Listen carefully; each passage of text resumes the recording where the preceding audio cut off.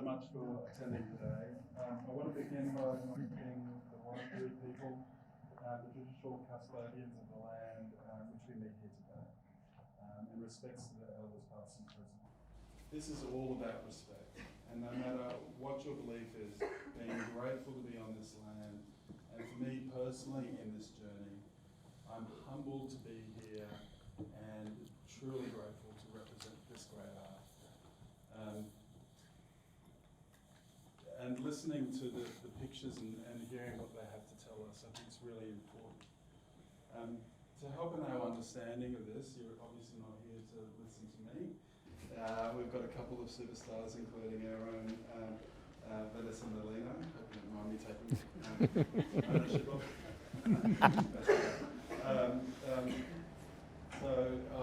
Again, we're super grateful for the contribution that these guys have given us. I think it's really important that we acknowledge that the art obviously stands alone, but it's also the scholarly contributions that each and every one of these wonderful people, as well as the others, provide. This is all about respect, it's all about support. And when Vanessa came along and and I was an art dealer, I think it's really important that she injected that sort of scholarly content that was missing. That focus and shift from market has now changed to truly understanding and respecting the work in itself. And Luke Scholes, I'm just talking from a very sort of personal perspective, but Luke, there's no arguing what contribution that Luke has given to this collecting field, and I think it's really important that we acknowledge that. Firstly, with his work at Tula at the NGV, which didn't go unnoticed, then into Magnet and now into his research role, it's critically important for the support of this work that's maintained. And Luke joined our team in New York for that kind of groundbreaking exhibition that we undertook, and we're forever thankful, And John Kean, so when I took over the role at Sotheby's Australia as head of Indigenous Art in our most tumultuous time, when the market was in complete turmoil, John was really my saviour. He came along and helped buoy the ship through very intelligent scholarly input, and since then John's gone on to get his PhD, and with all due respect to all three of these, is considered an authority in this field, as is Luke. So we're humble and grateful for you to be here, and everybody, I thank you so much for attending today. Thanks, John. Over to you, Vanessa. Thank you. That was very lovely. Thank you so much, Julian. Thank you all so much for coming today. I'm sure you're as excited as I am to have Luke and John here to talk about the boards. It's a really fabulous opportunity. I want to invite people to ask questions throughout the session about the boards. If you want to ask specific questions, you're very more than welcome. I will give a formal introduction to our guests. So Luke Scholes was the curator of Aboriginal Art and Material Culture at Magnet at our Museum in the Art Gallery of the Northern Territory from 2015 to 21, and at that time he co-curated Jumunucha, which was senior artist from Papunya and Kiwakora. He was project officer of Indigenous Art at the National Gallery of Victoria, Jupujano, as Delanne had mentioned, which was celebrating a 40-year anniversary of Papunya Tula, and now we're up to the 50-year anniversary of Papunya Tula. And also now Luke is currently the research coordinator at Alfred Deakin Institute for Citizenship and Globalisation, that is a very big thing, at Deakin University. And part of that project, working at collecting at the crossroads, anthropology, art and cultural change. And John Kean was the inaugural exhibition coordinator at Tandanya, at the National Aboriginal Cultural Institute, exhibition coordinator at Fremantle Arts Centre, producer with Museum Victoria. Sorry, I have to read this is lots. John is also the Thomas Ramsay Science and Humanities Fellow 2004. He's published extensively, as is Luke, on Indigenous art and the representation of nature in Australian museums. John was awarded his PhD in art history in 2020 and is now working currently on the book for that. And so, yes, we've got a wealth of knowledge here, which is just amazing. And what I did leave out is that you were both ex-PTA. As you are. Yes, it's not about me. But yes, we're all ex-PTA. You know, working for Papunya Tula artists. John, you were there 1977 to 79, and Luke, you were there as art advisor, and Luke, you were there from 2003 to 2007, first as a field officer, and then as the assistant manager. I guess I just want to open up the questions with being PTA, ex-PTA, and I guess this is a question to both of you. So, how did your experience working for Papunya Tula artists really shape your interest in this period of the company's history? Yeah, well, I was particularly young when I started, maybe 22 years old.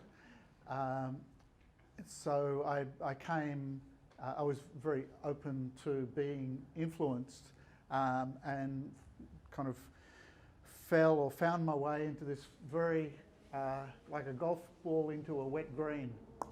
You know, I was in there and amongst these artists who sort of accompanied my life since then. So because I was kind of young and open to influence, and they were such impressive characters, and they were another kind of person to anyone else I'd ever met in my life.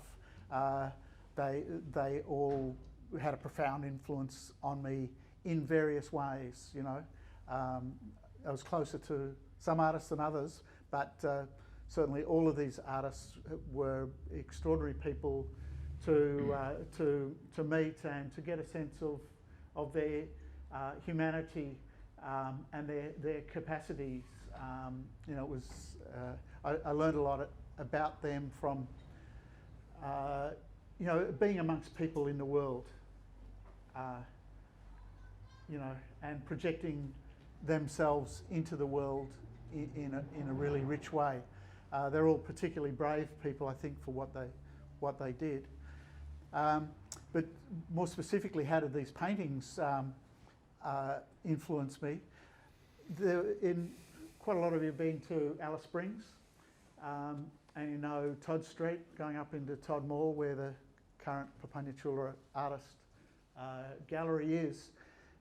Down a bit further towards in Todd Street towards Kentucky Fried Chicken is where the old Centre for Aboriginal Artists and Craftsmen building was during the 1970s and into the 1980s. And there was a little office tucked behind there, for the Papunya Tula office.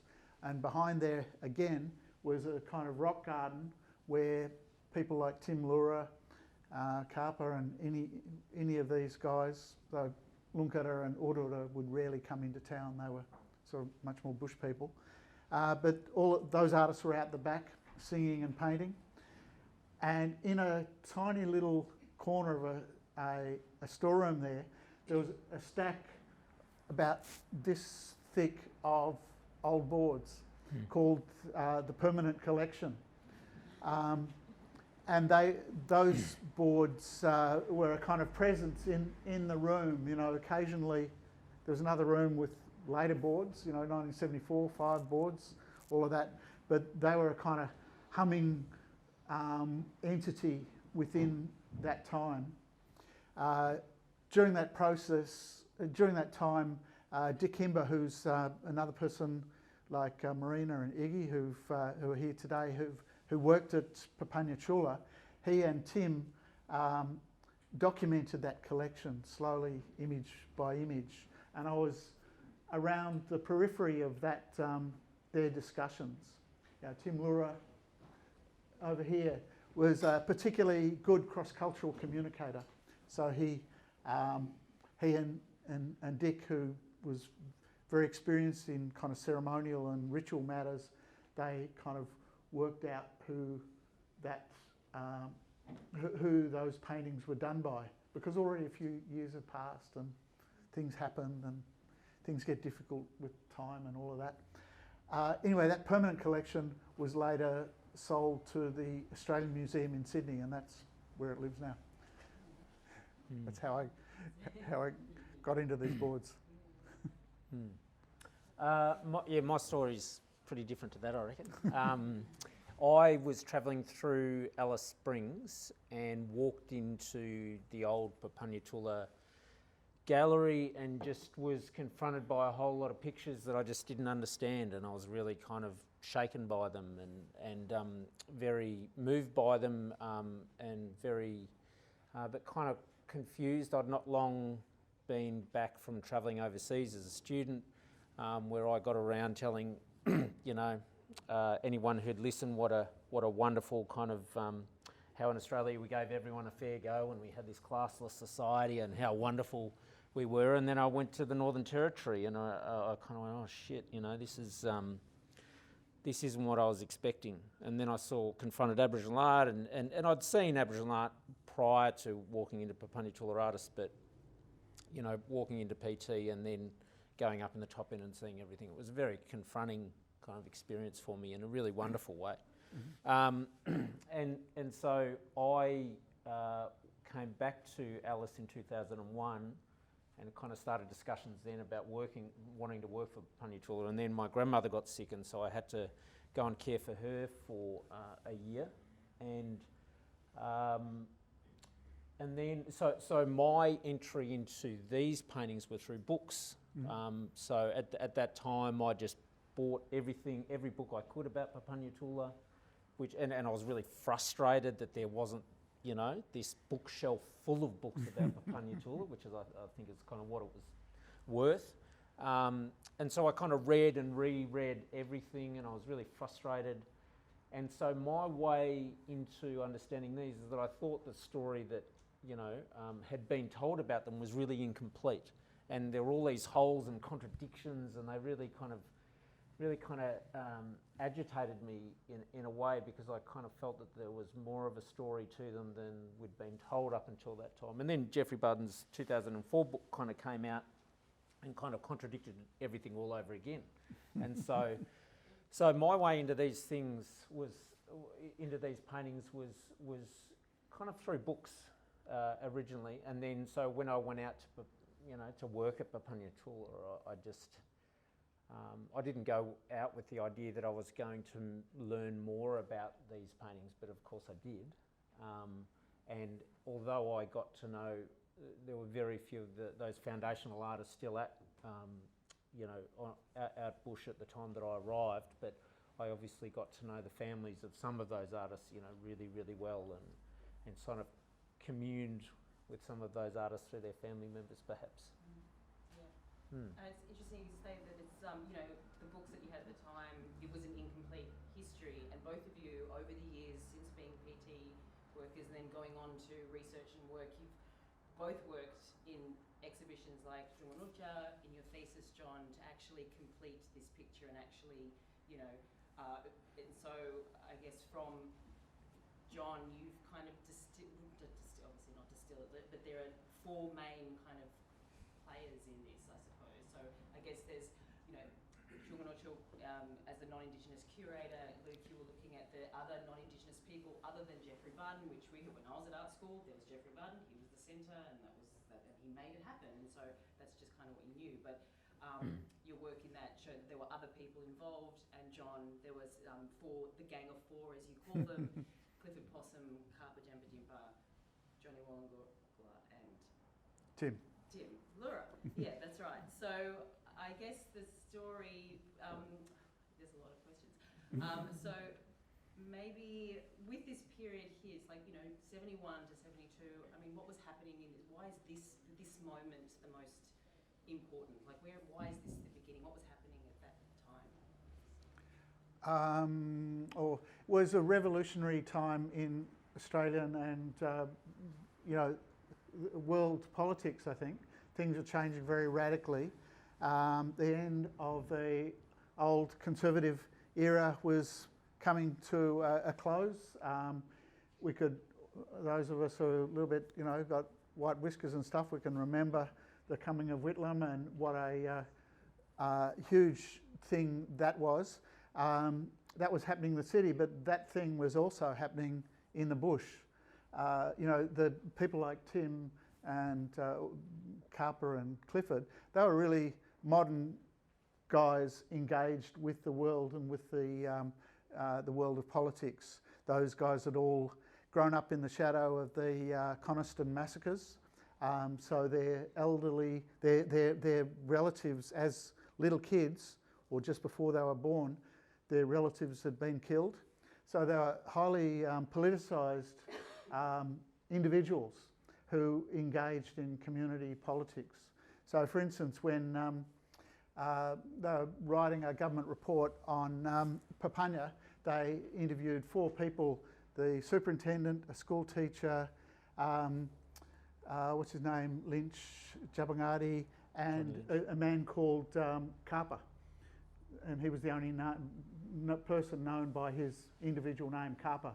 And I think that's significant in that that person who maintained his Indigenous name, identity, presence in the community is the person who initiated this movement. So Kapa told me that he and Clifford and Tim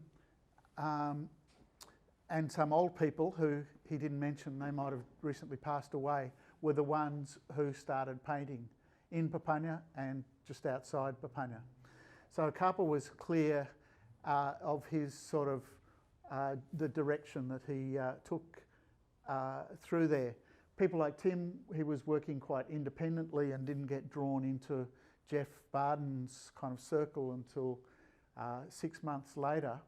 And Clifford Possum was head stockman at Nawituma Station, so not far past. Where am I going with this story? At the time, the revolutionary time. There were riots at Papunya. At that time, it was, the world was changing at a remarkable rate, and people like Kapa and Tim had a brilliant idea. They would not represent their country through the landscape idiom of Albert Namatjira and his sons, who they were really closely related to. They would do it their own way. They'd pick out their own idea and direct it. So I think that Kapa's sort of initial bravery and brilliance in going about putting really quite controversial, in Indigenous terms, putting sacred ceremonies on boards was a controversial and very brave thing to do. And then, then he won this big prize in Alice Springs. Came back, and I was looking at an image just before of when he got the prize money and for selling some boards. He came back, went to the canteen and bought a side of lamb. And there's a picture of him coming out of the canteen with this side of a sheep, and on top of that sheep there's a box of groceries. So that was a very influential moment at Papunya, watching someone through their own culture so extravagantly care for their family and assert who they were. So I think that sent shockwaves through the community, and other people like Urura and Mick Namarari, they realised they had it within their inherited knowledge of country to do the same thing. So they went out and became this sort of this collective energy at Papunya was all drawn together, and Jeff Barden and Laurie Owens provided this communal space, the men's painting room, and it really took off, like a fire in that room where you got that much collective energy in a secluded room for a year and a half or something. It just went off in a way that maybe it did in Paris in the first century of the 20th century, or maybe in New York, a little bit later. It was one of those extraordinary moments of explosive creativity that came with all of these people coming together with a few brilliant ideas and this extraordinary array of personalities. Behind each of the paintings are people of, you know, extraordinary presence and scale in their personalities.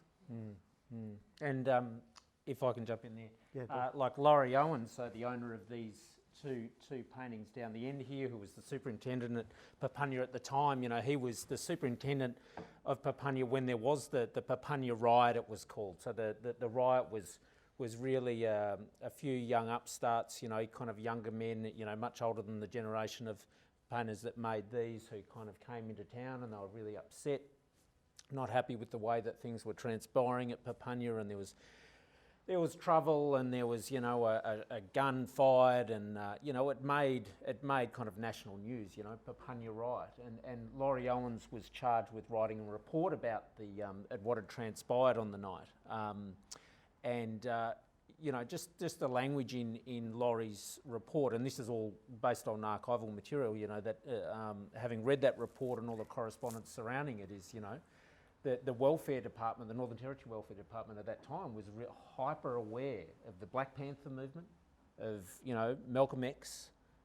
You know, these were being discussed by the department at that time, and there were scraps of paper. They must have searched really hard for them, but, you know, with Black Power written on it, and you know, there were 19 arrests, and they were, you know, dragged through the courts, and various kind of you know, jail sentences and things given to it. So that, you know, that it was a kind of in a lot of ways, like, you know, this kind of political kind of uprising against, you know, welfare and you know, the indoctrination of kind of people, and things like Carper's win. So, you know, we worked out that in a little over a week of selling paintings that Carper and Nosepeg Japarula had transported into town off their own bat, you know, Carper in that week earned $750. Now, the average wage for Amajara workers in Papunya at that time was $5.55 a week. So you can imagine, it's kind of like winning Tats Lotto.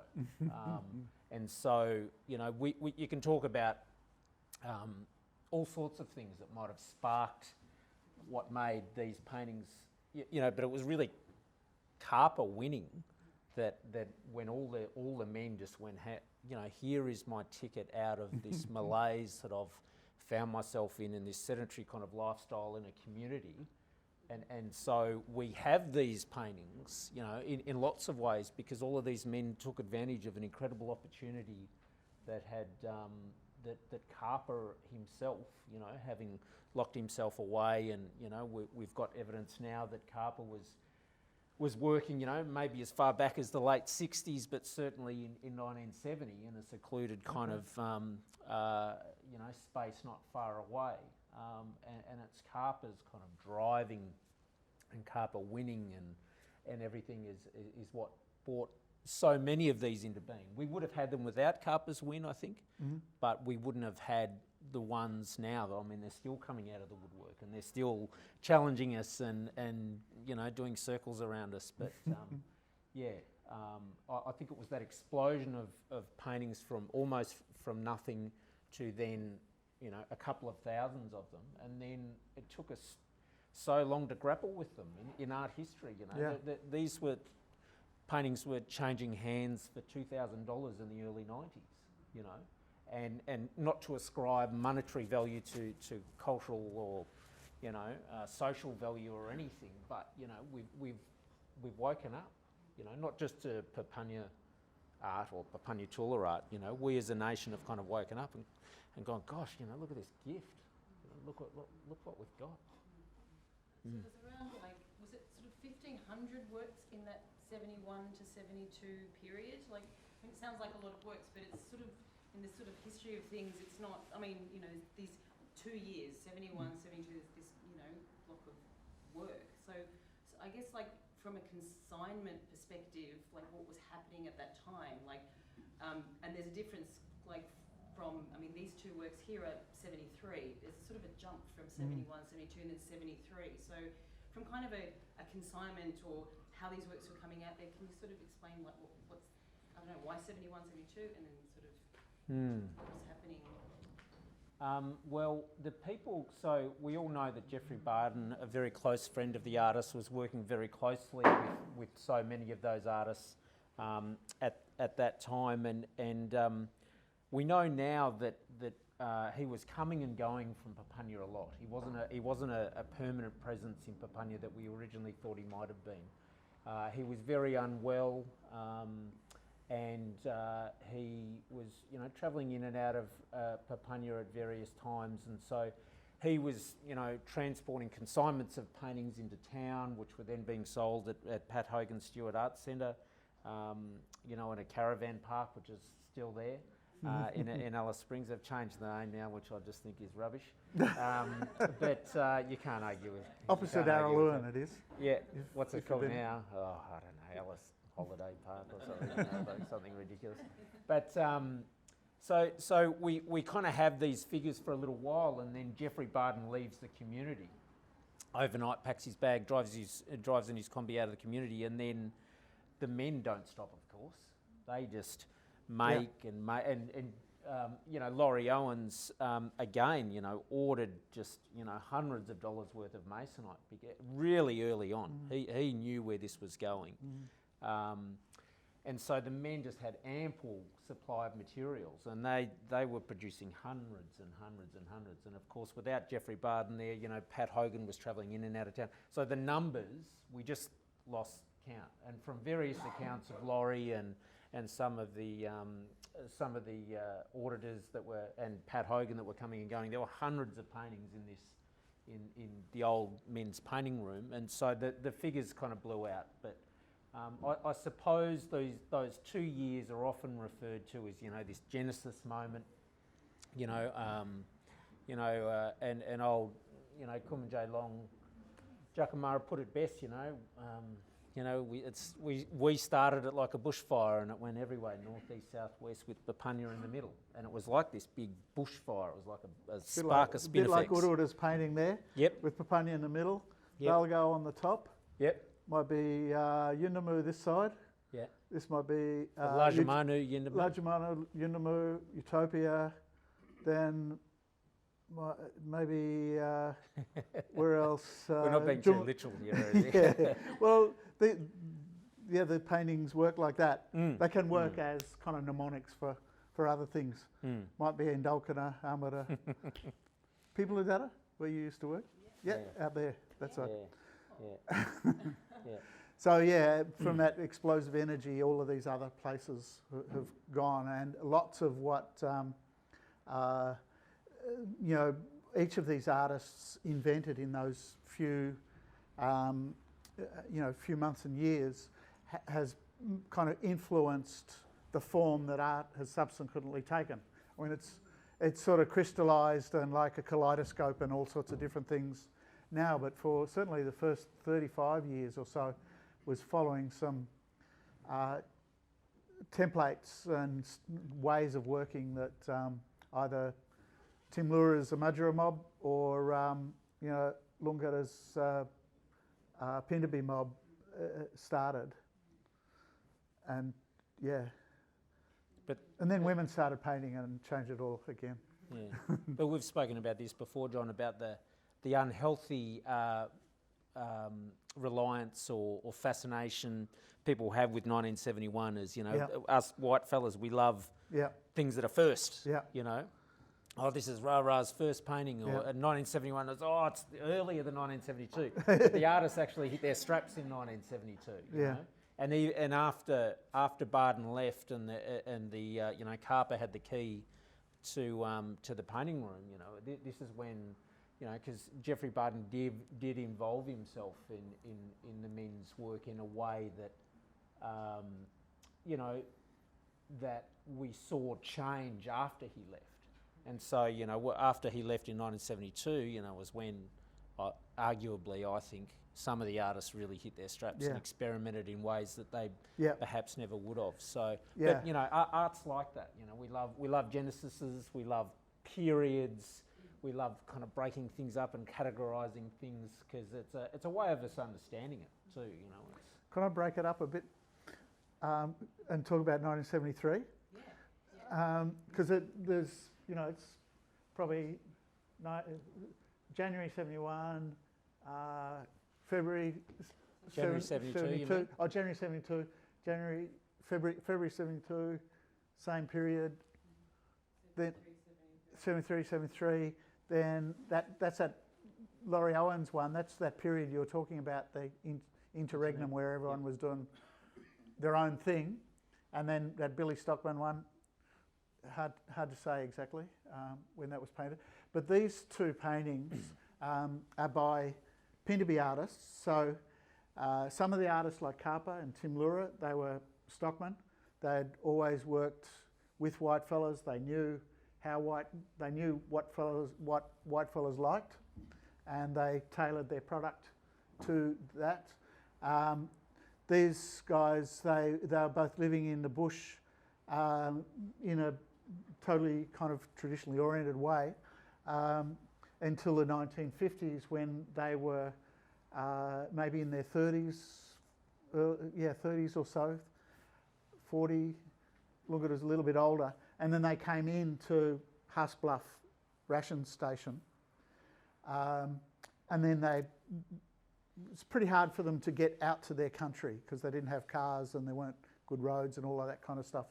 So it was, and they were kind of outsiders. They were the other. They didn't necessarily go to church. Kids didn't go to school. They spoke a different language. They were living on other people's country. So they wanted to, get out of that claustrophobic, crazy town that had riots and all those sorts of social problems, and get a bit of independence. So that's when the outstation movement started. And these two paintings were done really at that first, in the first couple of months when people got to Yai Creek, Kakalibor, which is 50 kilometres west of Papunya, which now it doesn't seem like far at all, but that was a really considerable distance at that time. And they created their own community on the side of a big creek, Yai Creek, and produced these incredibly confident paintings that they're just sort of, to me, they're supremely assured. This is how these artists really wanted to paint. The kind of conviction, the centrality, the kind of explosive expansion, they really, that's where they wanted to get to in their painting. So, for me, this period for Pinderby painting is really amazing and has a kind of strength to it because of what's happening in people's lives when they can start to see the end of that Papunya time where they're pretty oppressed and poor and they lost a lot of people to a new future.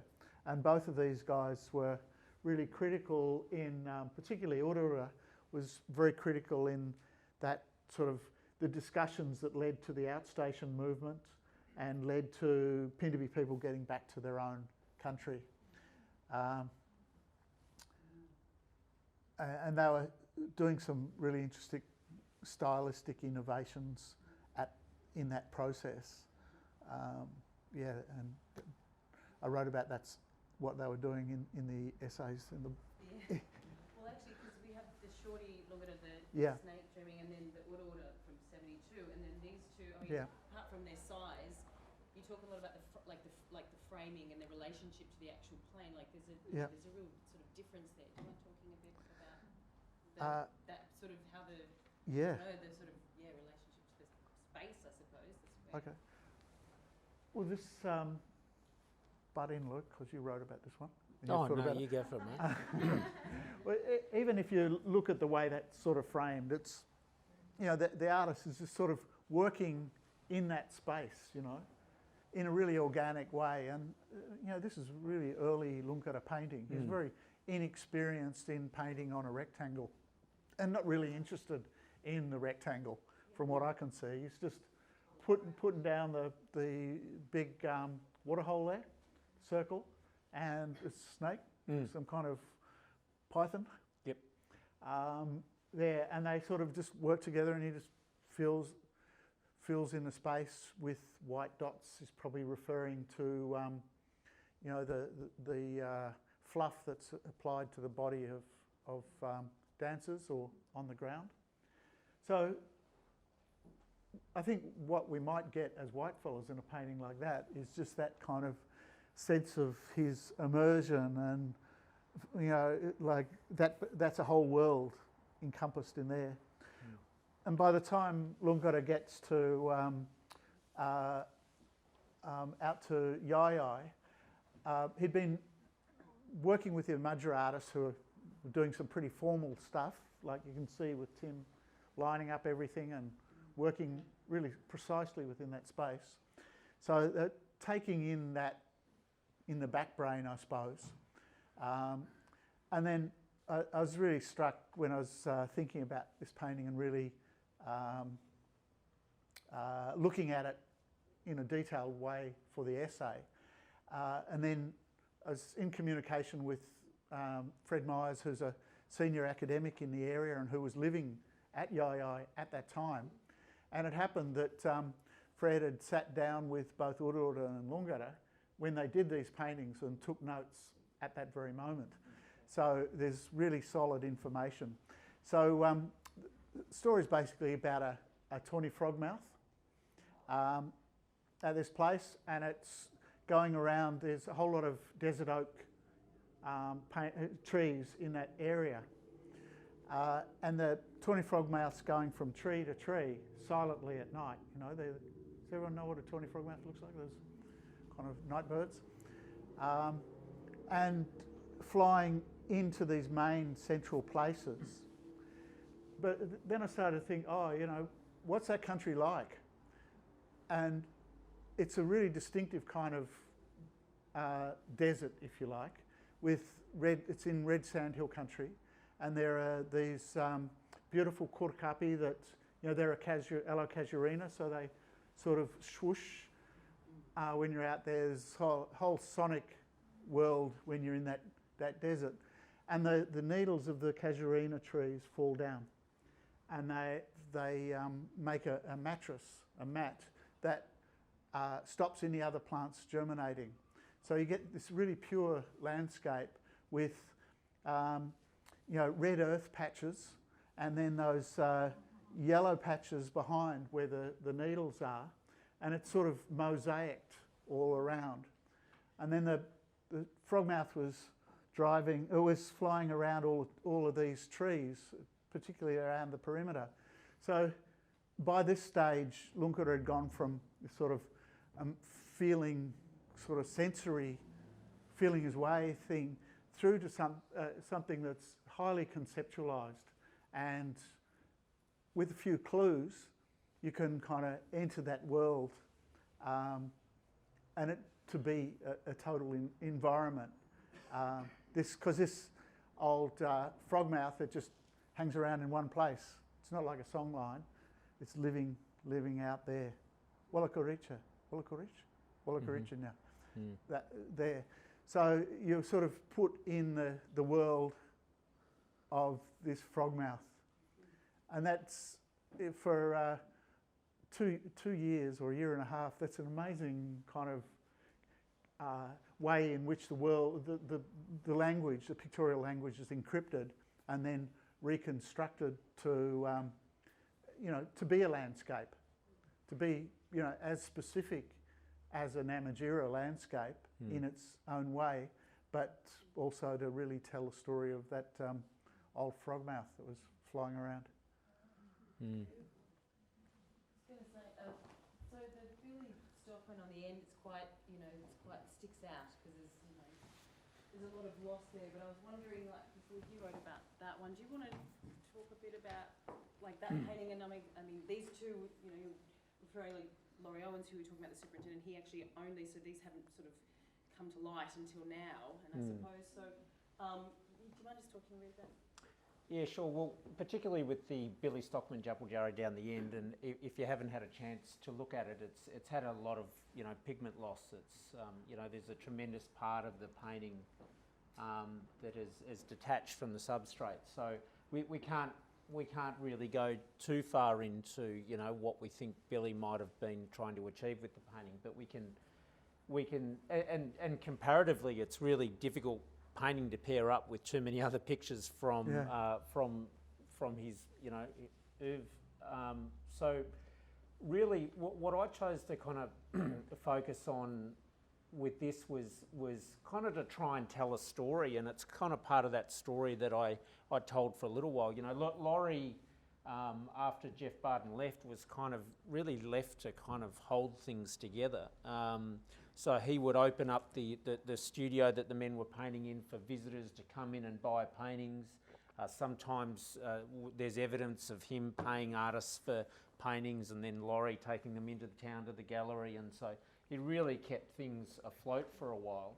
And really, almost as it was very close to Billy, and he told me a lovely story when I interviewed him about these works not too long ago, where Nosepeg Junkara Japarula, who was one of the most, Dick Kimber, who's an amazing friend and historian, described Nosepeg as a genius, but Nosepeg and Billy would come around every Friday night and ask for that little sweet red one, and they'd sit down and have a little drink of red wine together every Friday night, and so they had this wonderful kind of very human relationship, and Laurie, in his very self-depreciating kind of way, said, it'd be nice to take a couple of paintings with me of people that he was particularly close to, and then really he moved down to Ernabella and kept working in the desert with his very young family at the time, and really the paintings became a bit of an afterthought in his life. He moved from house to house, ended up in Canberra. They were put away, and very much in the way that this painting was kind of treated was really what art history kind of did to those early boards as well. We kind of put them away, we didn't think about them for a while, we became obsessed with the contemporary, what was in front of us at the time. People become obsessed with what's new and what's fresh, and really we have to get to a certain point in history until we look back and go and have that view of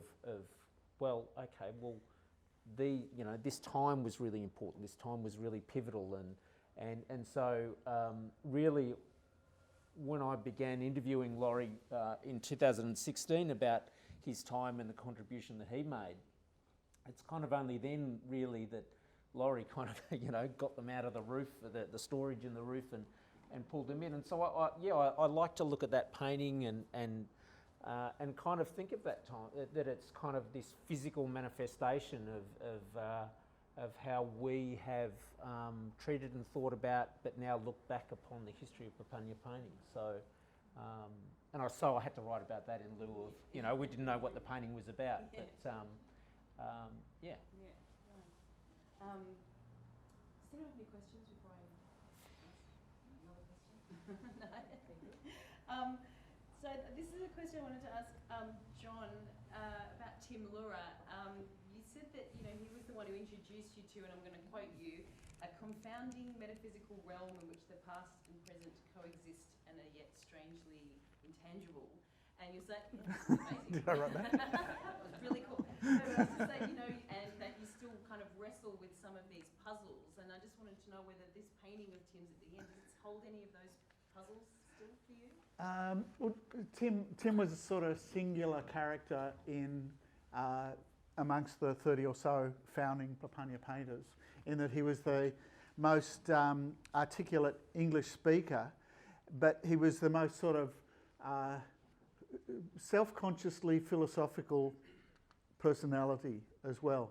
He had a real affinity with artists. He liked talking to whitefellow artists because his very artistic personality, in that sense that the white imagination imagines artists as very sensitive and a bit dreamy, all of those sorts of things, whereas these guys were men of axes and spears and knives and like in the physical world in a really profound way. So Tim would often talk about philosophical and metaphysical things, and sadly he died in 1983. So I never had the opportunity to kind of finish the conversations or or go more and deeper when I was a little bit older with him. So I wrote that it's sort of an irresistible analogy to me with this painting, with its kind of whiteness. It's painted on this white background. And Tim often used to compare, he was a Christian, and he would compare biblical stories with dreaming stories, and he articulated for me his cosmology, which was of a kind of synchronous religious realm that he brought together both the book of Genesis as a kind of founding document, and then the dreaming came after that. So for coming in monotheistic, with a monotheistic background, we think you've got to be this or you've got to be that. You've got to be Christian or you've got to be, dreaming side. But he didn't see those contradictions. And I think in understanding a lot of what the Madra painters were doing, you have to sort of roll back that unilateral sense of religion. So I had this irresistible feeling that in this painting, he was creating like a page from an illuminated manuscript, and putting down some really important lore, his conception area, on a white manuscript, like the Bible, which was one of the books that was circulating around. So that kind of parchmenty feel to me is just beautiful. So while I was working with Tim, I just didn't understand a whole lot of his paintings, and it's only through kind of years and years of reflection, because I thought these paintings were about dreaming. They're about dreaming stories, but actually they're also about history.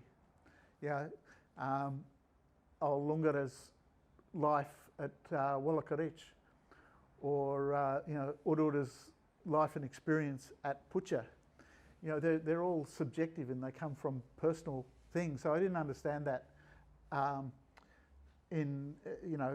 back when I was working with these artists.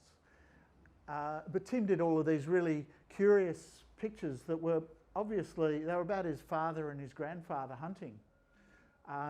They weren't superficially about the dreaming, but because of his fathers and his father and his grandfather were possum men, like this possum ceremony, they were associated with symbols, and they went on wavy lines like possum people. So he was once again sort of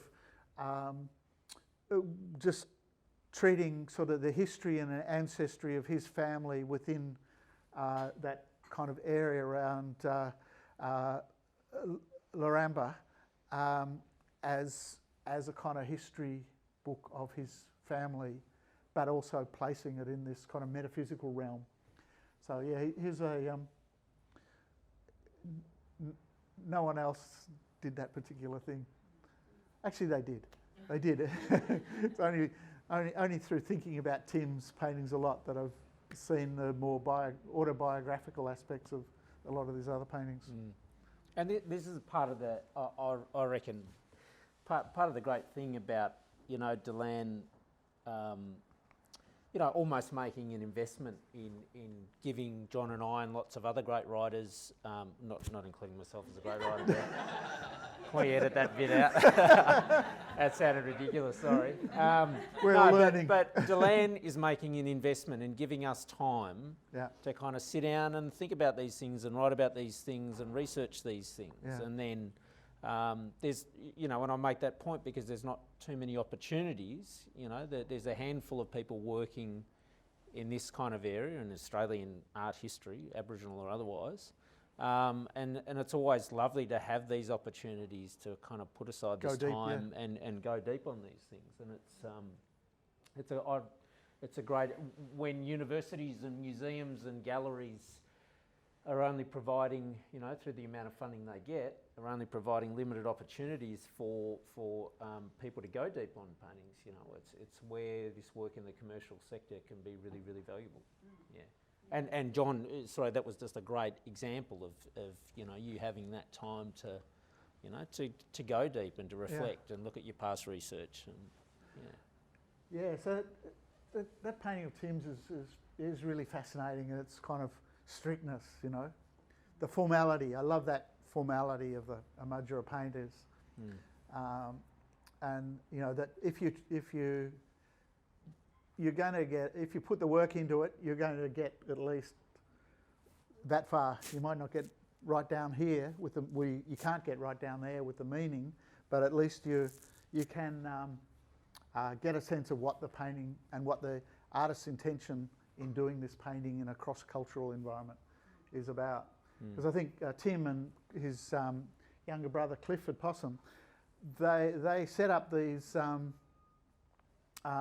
puzzles, visual puzzles, that they challenge you. I know one time working with Clifford, looking at a particularly kind of cryptic painting, and all of a sudden I got it, and the sort of glint in Clifford's eye when he realised that I saw what he intended me to see, or intended the world to see. Yeah. It was really satisfying, you know. So you know, I think it's good to spend the time in the anticipation that you will understand paintings. Not that they're distant and mythic and you know, hard to grasp, but actually they're painted, and that's one of the kind of gift things, is that these were painted for this world in a sense. They were painted to live beyond the realm of the artist, and to carry meaning beyond the realm of the artist. So you know, it's the right thing to spend time with the painting and think deeply with the painting, and even read an essay by Luke. Yeah, a bad one. Well, that's, as you said, like being in this secondary market space, these things are still coming to light. Like, you know, some have, like the Shorty Lungada and the Urura, they have a great exhibition history. They were in Jukujano and Genesis and Genius, I think.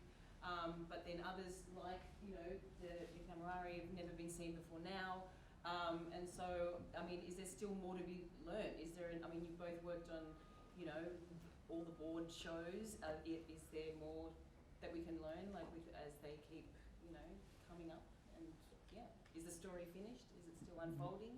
Is there one story? Is there one story? I don't think there's one story for a start. There's, you know, like Luke and I might be wedded to another foundation myth that's different to the Barden myth, but you know, we're subjective. So yeah, there is heaps of room, and there's behind all of you know, the kind of formal stuff. This essay, that's this essay.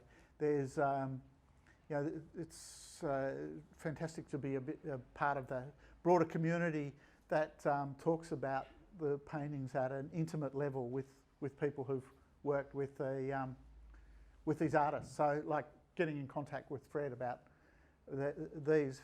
He lives in New York, and you know, so he was kind of shuffling around in his archive and going back through his old notebooks, you know, those little black anthropological notebooks, and you know, then we followed up with a discussion on that. So yeah, and you know, then there's young people. You know, they're going to have a different idea, like the kids of all of these people and relatives. You know, the Clifford Possum's grandson, for instance, is you know, looking at a whole lot of Tim Lura's paintings and his grandfather's paintings for ceremonial purposes. You know, to sort of slightly reconfigure a Madura ceremony in a way that's right for this time. So you know, those reflections should be part of the conversation, and are definitely another story. You know, how all of this story was appreciated at Napaby, where the paintings weren't happening. You know, what those people think of what was happening at Papunya, because they're still thinking about this stuff too. Oh, no, the story's not over. There's still lots of work, I think, to be done, but kind of not at the expense of, of other parts of, the unfurling of, Aboriginal and Torres Strait Islander art across the country, and it's wonderful. We've got, lots of look at the National Gallery of Victoria now, and you've got an all Indigenous curatorial team working there, which is really fantastic, and that's probably that missing ingredient that Australian Aboriginal art history doesn't have at the moment, is that there's been so few opportunities for Aboriginal people to tell their own story, and so the perspective that they will bring to it will be inherently different to anything that John and I can offer, and other non-Indigenous art people. Yeah. Can I open the floor up? Does anyone have any questions for Luke or for John about the boards or anything? You mentioned the bravery of them in those, 70, 71, depicting their stories, which were sort of private, or the men's stories, women's stories, and then they're depicting them on boards. Was there a lot of pushback from the communities at that time about their stories being exposed? Yeah. There's sort of two aspects to that, I think. One is that most of these paintings come from ceremony, and probably most come from restricted ceremony in some sense, in that maybe some come from restricted ceremony. So it's a choice of how much to put in that, and there's a whole range of objects that aren't in any of these pictures that are very sensitive and aren't, from my talking to people recently, owners, they don't want to see those paintings in this space, in an open space. So there's that kind of what you put in, what you don't put in, that had to be negotiated. And it was negotiated from, Yunamu Sports 1972 in August, when one of Lungata's paintings was exhibited there. We don't know which painting, I don't know what painting that was. No. But a whole lot of people from, what's the other community? It was a Pindata community, Docker River, I think, from near Uluru. They saw those paintings and they, blew a gasket, there. They were infuriated, they were upset, they didn't want that in. So what we don't know is whether what he put in, what degree of secrecy that particular object might have held, or whether it was part of a song line that linked, maybe this song line, that linked Pindabi country to Pindata country and onward. And Lungata hadn't asked permission from all of the people who own rights to that thing. So there were pushback, if you like, from people, other custodians, on both of those matters. And gradually it got sorted out how much to show and how to show it. That got sorted out over the period, probably 1972 to the kind of last really big instance was in 1977 at the Perth Festival, where a whole lot of Ngāji people saw Pindabi paintings and, got really pissed off about it and demanded resolution of that conflict. So that was ongoing when I first got there. those exchanges, the ritual exchanges that resulted from there were being kind of worked out by Dick Kimber at that time, and Dick Kimber and Nosepeg, those partnership. With the exchange of really big sacred objects. I saw them; they were in the office there. So and it's on, that debate continues to this day, literally. So were those sacred objects offered as like an exchange for having breached confidence? Yep, absolutely. They were what's the legal term? Must be compensation. Yeah, they were compensation. Dick writes that the Pindara people immediately gave back some other sacred objects. It was turned into a thing of reciprocity. So once it had been straightened out, it was sorted out with reciprocal gifts. And that was that's a cultural kind of standing that had been done for, millennia probably, of, the ritual exchange of objects and things to, say sorry and, but all... Participate in the ceremony or gain access to country, would you offer? You can, that's another aspect of what you can do. But separate to that incident, that incident would have been it's probably the exchange of objects is kind of, saying, we've got all this in common, Let's not forget that. Yeah. And even now when Jackie, my partner, and I were living in Kintore in 1984, and, the sort of ceremonial business, men making business happens over summer, and all of the artists were they were stashing their paintings in our little demountable because the Madu people out west didn't like the fact that the Pindabi people, even the mid-80s, were doing these sacred paintings. So they had to hide them, like they didn't exist for the period when all of these pretty serious men were coming through. So